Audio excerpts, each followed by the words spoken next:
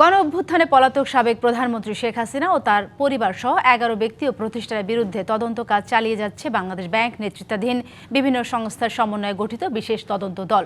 সম্প্রতি তারা অর্থ পাচারে জড়িত আরও ১০০ ব্যক্তি ও প্রতিষ্ঠানকে শনাক্ত করেছে।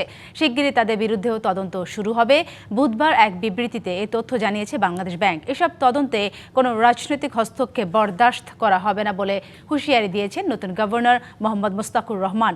মঙ্গলবার বাণিজ্যিক ব্যাংকের নির্বাহীদের সাথে বৈঠকে পাচারে অর্থ ফেরত আনতে প্রয়োজনীয় পদক্ষেপ নিতে বিশেষ নির্দেশনাও দেন গভর্নর। এ সময় সরকারি খাতের ব্যাংকগুলো পাচার করা অর্থ ফেরত আনায় পিছিয়ে আছে উল্লেখ করে এ কার্যক্রম জোরদারে গুরুত্ব আরোপ করেন মুস্তাকুর রহমান। গভর্নর আরও জানান, পাচার করা অর্থ দেশে ফেরানো এবং আমানতকারীদের স্বার্থ রক্ষাকে সর্বাধিক গুরুত্ব দিচ্ছে বাংলাদেশ ব্যাংক। নগদ নিয়ে এলো হার না মানা হার অফার। সর্বনিম্ন ১০,০০০ টাকা রেমিটেন্স নগদে পাঠালে থাকছে স্বর্ণের হার জেতার সুযোগ।